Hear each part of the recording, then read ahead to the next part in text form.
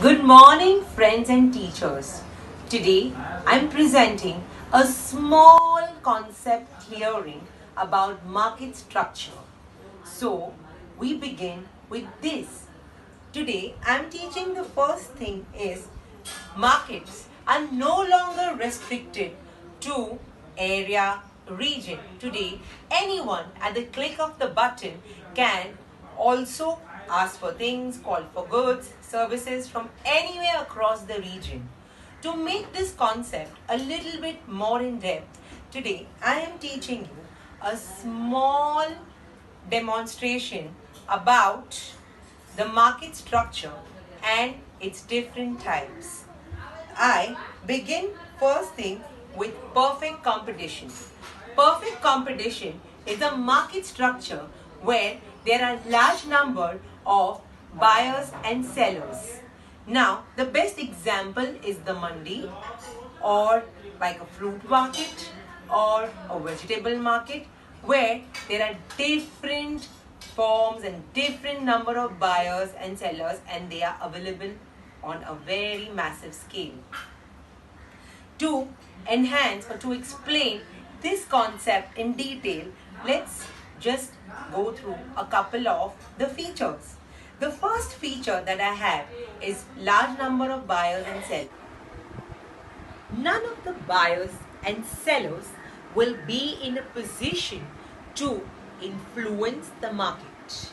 The next point that I'm explaining is about homogeneous market or product.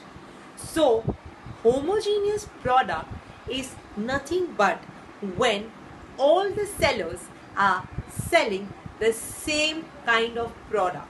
For example, all the shops are selling Colgate toothpaste. So, in this case, every seller is selling identical products.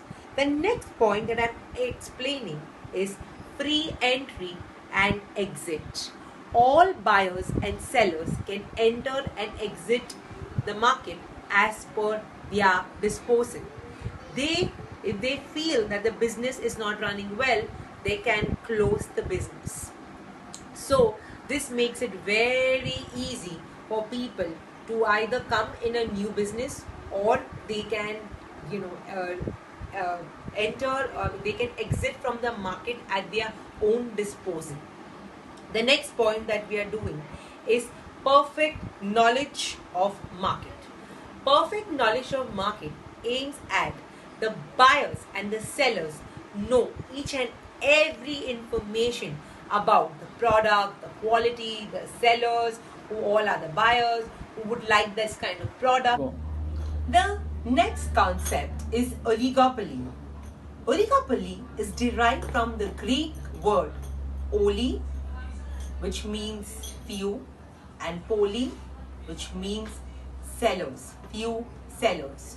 So, in terms of this, the examples of oligopoly are nothing but mobile providers who give, like for example, Vodafone, Airtel. We have Kraft Cheese, Amul Cheese, who are leading in this industry.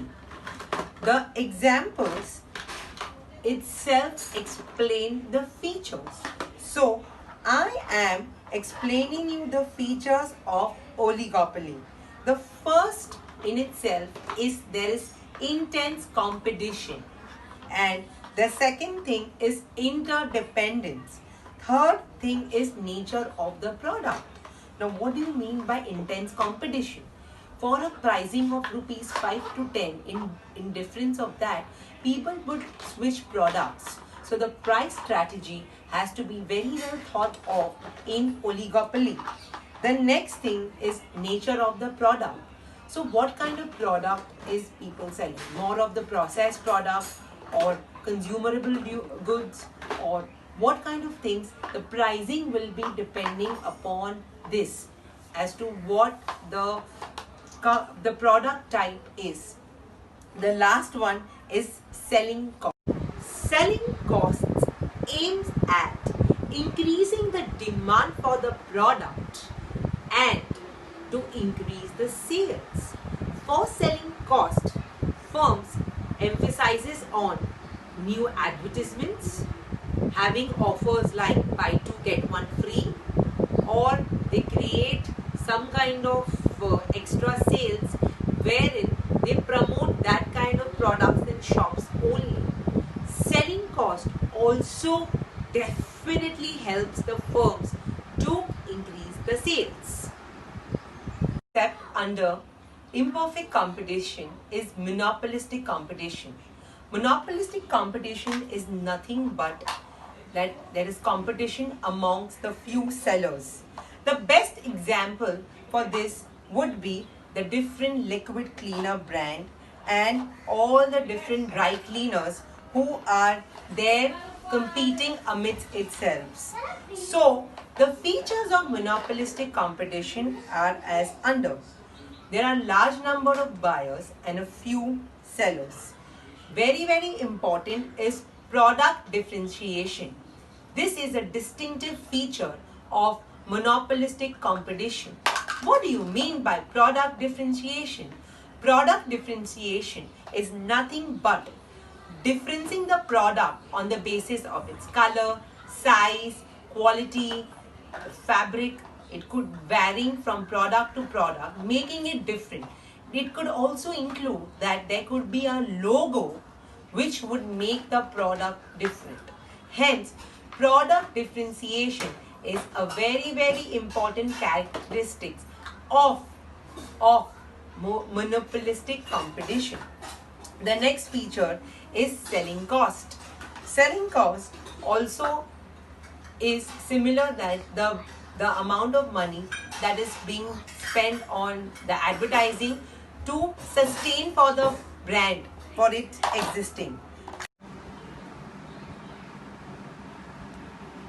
The last point to explain monopolistic competition is non-price competition. Non-price competition is nothing but competition among the sellers because of either better packaging or better service or any kind of this. Thus, but there is no kind of competition among the prices because each one of the competitor has its own niche. Thus, with this, I finish the explanation of market imperfect competition and especially in this monopolistic competition. Now, the next thing to this that I am explaining is nothing but the overview that I have in terms of the monopoly, oligopoly and monopolistic competition. Each kind of imperfect competition is different because it could be either the type of product, the barriers to entry, the pricing power, and the supernormal profit, especially in the long run, and which is possible because of monopoly.